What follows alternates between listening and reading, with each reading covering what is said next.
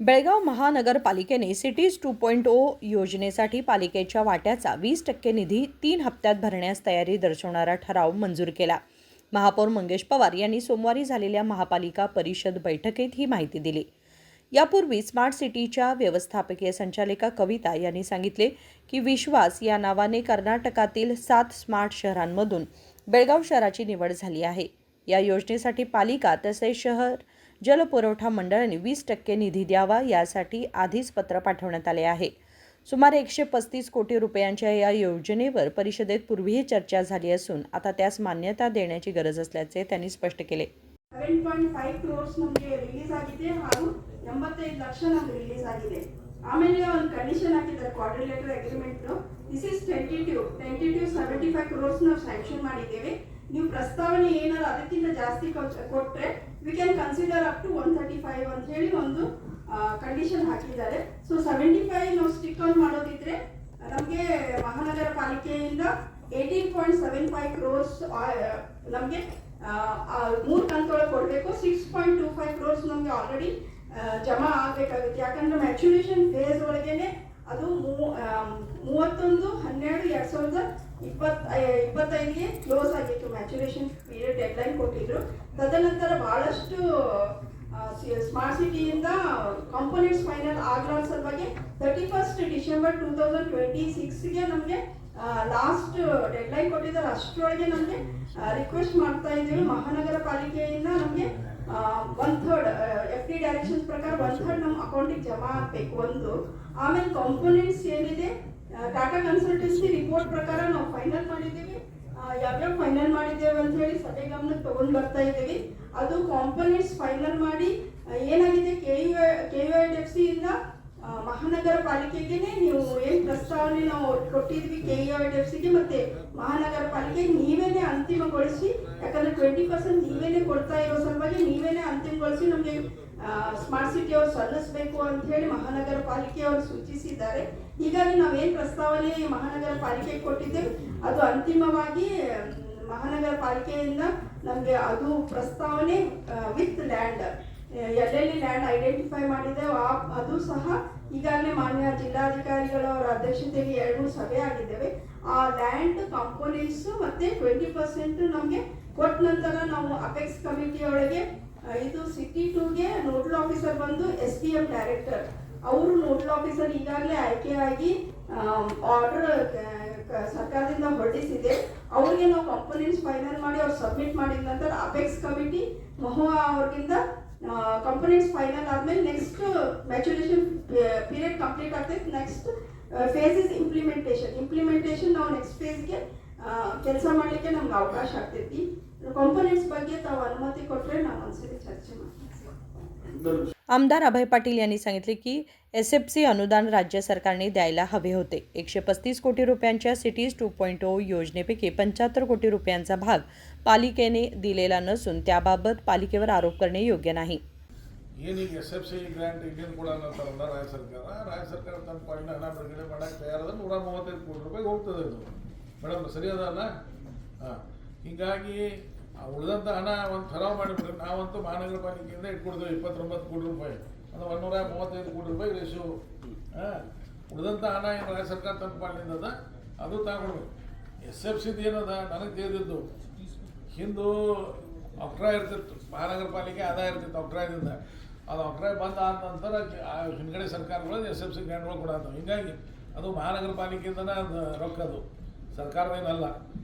ಆದರೆ ಈಗ SFC ಗ್ರಾಂಟ್ಗಳು ಬೇರೆ ಬೇರೆ ಯೋಜನೆಗಳು ಕೊಡ್ತಾ ಇದ್ದಾರೆ. ಆ ಯೋಜನೆಯೊಳಗಿಂದನೇ ಇದನ್ನು ತಗೋ ಅನ್ನೋದು ಸರಿಯಲ್ಲ. ಹಿಂದೆ ಎಲ್ಲ ಸರ್ಕಾರಗಳು ಕೊಟ್ಟಿದ್ದಾವೆ. ಹೀಗಾಗಿ ಇದು ಸರ್ಕಾರ ಕೊಡ್ತೈತೆ ಅಂತ ಆಶಾಭಾವನೆ ಇಡೋನು, ಪ್ರಯತ್ನ ಮಾಡೋನು. ಅದಕ್ಕೆ ಅವರು ಅಭಿಪ್ರಾಯ ವ್ಯಕ್ತ ಮಾಡಿ ಹೇಳಿ ಅವ್ರ ನೇತೃತ್ವನಾಗ ಹೋಗಿ ಕನ್ವಿನ್ಸ್ ಮಾಡೋ ಪ್ರಯತ್ನ ಮಾಡೋನು.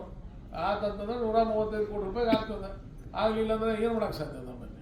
ಬರೀ ಅದು ನೋಡೋಕೆ ಬರ್ತದೆ. ಒಂದು ಎರಡನೇದು ಜಾಗ ಈಗಾಗಲೇ ನೋಡಿದರೆ ನೀವು, ಜಾಗ ಎಲ್ಲೇನು ಮಾಡೋದು ಫೈನಲ್ ಮಾಡಿದ್ದಾರೆ. ನಾರ್ತ್ನಾಗ ಏನು ಮಾಡ್ಬೇಕಂತ ಮಾಡಿದ್ದಾರೆ, ಸೌತ್ನಾಗ ಏನು ಮಾಡ್ಬೇಕಂತ ಮಾಡಿದ್ದಾರೆ, ಜಾಗ ಫೈನಲ್ ಮಾಡಿದ್ದಾರೆ ಅಂತ ಎಲ್ಲಿ ಮಾಡಿದ್ದಾರೆ? ಸೌತ್ನಾಗ ಎಲ್ಲಿ ಹಾಂ ಪೂಜ್ಯ ಮಹಾಪೌರಲ್ಲಿ ನಮಸ್ಕರಿಸುತ್ತಾ ಸರ್, ಇದರಲ್ಲಿ ಕಾಂಪೋನೆಂಟ್ 5 ಇದಾವೆ ಸರ್. ಅದರಲ್ಲಿ ಒಂದು ಜಾಗ ಅಂದರೆ ಟ್ರಾನ್ಸ್ಪ್ಲಾಂಟೇಷನ್ ಸರ್. ಸೌತಲ್ಲಿ 2, ನಾರ್ತ್ಗೆ ಸೌತ್ನಾಗ ಏನು ಎರಡು ಒಂದು STP ಅಂತೇಳಿ ಹಾಕಕ್ಕೆ ಕೊಡುತ್ತೆ ಅಂತ ಹೇಳಿದ್ದಾರೆ ಸರ್. ಅಲ್ಲಿ ಹಾಂ ಹಾಂ ಸರ್. ಆಮೇಲೆ ಉದ್ಯಮ ಭಾಗದಲ್ಲಿ ಒಂದು ಹಾಕಕ್ಕೆ ಇದೆ ಸರ್. ಹಾಂ ಉದ್ಯಮ ಭಾಗದಲ್ಲಿ 20 ಗುಂಟೆ ಇದೆ ಸರ್. ಎಲ್ಲಿ ನಮ್ಮ ಕಾರ್ಪೊರೇಷನ್ ಜಾಗ ಇದೆ ಸರ್. ಉದ್ಯಮದಾಗ ವಿರೋಧ ಮಾಡಿದಾರ. ಒಂದು ನೀವು ಜಾಗ ಫೈನಲ್ ಮಾಡಿದಾಗ ಅಲ್ಲಿ ಸ್ಥಳೀಯ ಕಾರ್ಪೊರೇಟರ್ ಯಾರದಾರ ಅವ್ರ ಗಮನಕ್ಕೆ ತಂದ್ರಿ, ಹೌದು ಅವ್ರು ಕೇಳಿದ್ರಿ ಹೌದು ಸರ್. ಯಾರ ಆಮೇಲೆ ನಾನು ಅಲ್ಲಿ ಸ್ಥಳೀಯ ಶಾಸಕ ನನಗಂತೂ ಗೊತ್ತಿಲ್ಲ ನೀವು ಜಾಗ ಐಡೆಂಟಿಫೈ ಮಾಡಿ, ನನಗಂತೂ ಗೊತ್ತಿಲ್ಲ.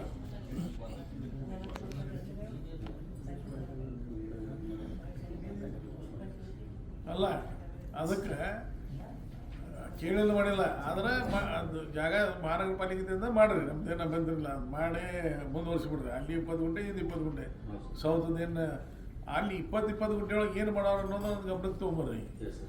ಏನು ಮಾಡೋಣ ಪೂರ್ತಿ ಸೌದದ ಏನು ವೇಸ್ಟ್ ಡೈಲಿ ಬರ್ತಾರೆ ಸರ್, ಹಾಂ ಅಲ್ಲಿ ಹೋಗಿ ಸೆಕೆಂಡರಿ ಕಲೆಕ್ಟ್ ಆಗಿ ಅಲ್ಲಿಂದ ಕಂಟೈನರ್ ಮೂಲಕನ ಟ್ರಾನ್ಸ್ಫರ್ ಆಗುತ್ತೆ ಸರ್ ನಮ್ಮ ಜೊತೆ ಊರಿಗೆ ಅಥವಾ ಮುಂದೆ ಮಾಡಿದರೆ ನಮ್ಮ ಪೂರ್ಣ ಸಪೋರ್ಟ್ ಐತಿ.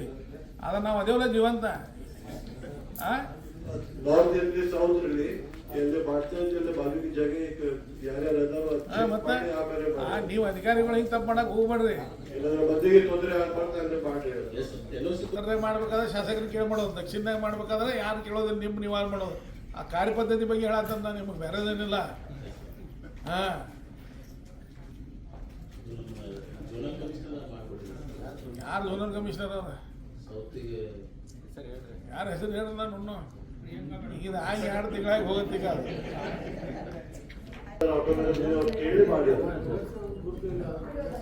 सत्ताधारी पक्षाचे नेते हनुमंत कोंगाळी यांनी सांगितले की सिटीज 2.0 योजनेतील बदलांच्या प्रस्तावात विलंब झाला असला तरी त्यासाठी केवळ पालिकेला दोष देणे योग्य नाही.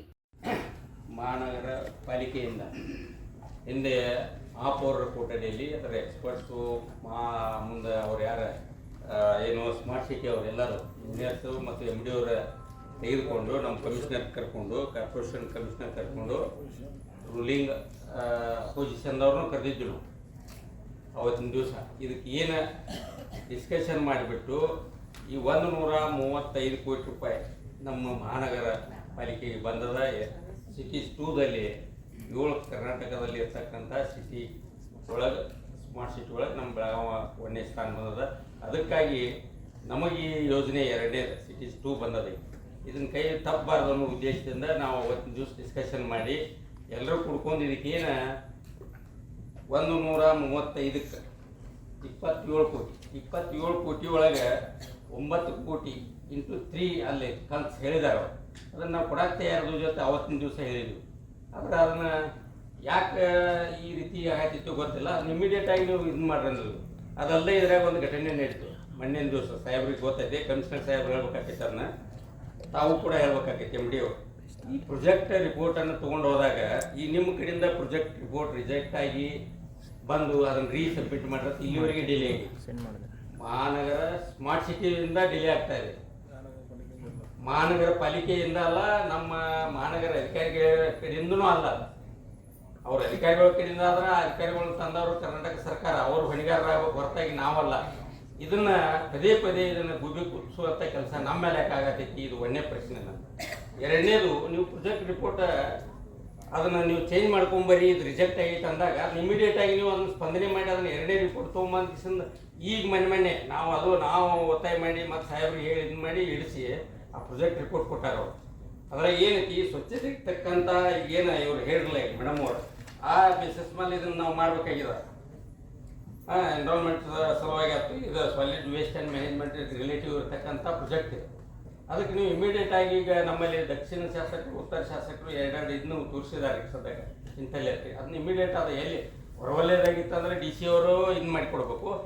ನಮ್ಮ ಸಿಟಿ ಒಳಗಿತ್ತಂದ್ರೆ ಅವ್ರು ಆಲ್ರೆಡಿ ಇದು ಮಾಡ್ತಾರೋ ಕಮಿಷನರ್ ಅವ್ರನ್ನ ಇಮಿಡಿಯೇಟಾಗಿ ಆ 2 ಜಾಗನ ಗುರುತಿಸಿ ಏನು ಸ್ಕೀಮ್ ಐತೆ ಅದನ್ನು ಇಮಿಡಿಯೇಟಾಗಿ ನೀವು ಪ್ರೊಜೆಕ್ಟ್ ಮಾಡ್ಬೇಕಾಗಿತ್ತು.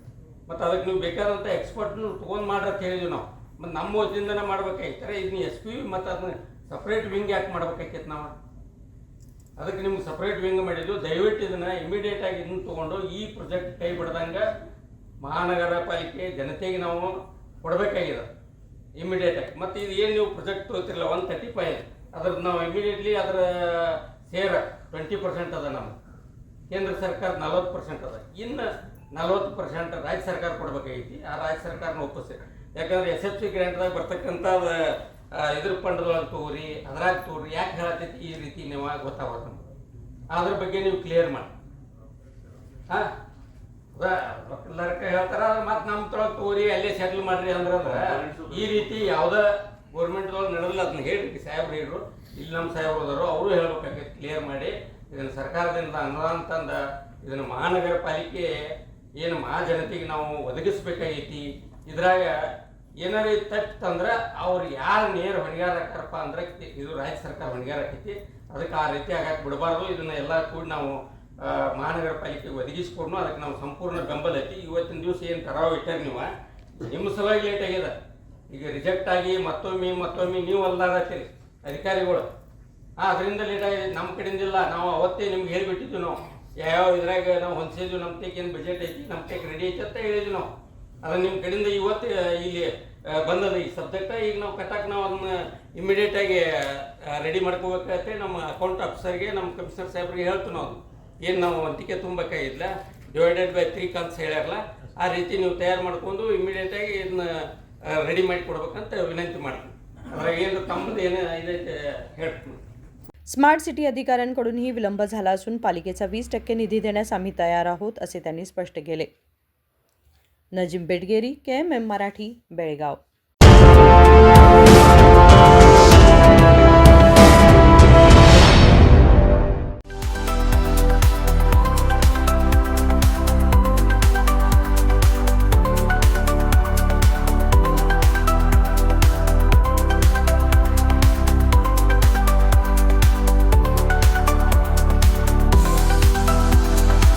आदर्शा ड्रेस सर्कल केवल पुरुषों के लिए लाए हैं ब्रांडेड शर्ट्स, टी शर्ट्स और जीन्स की नवीनतम रेंज।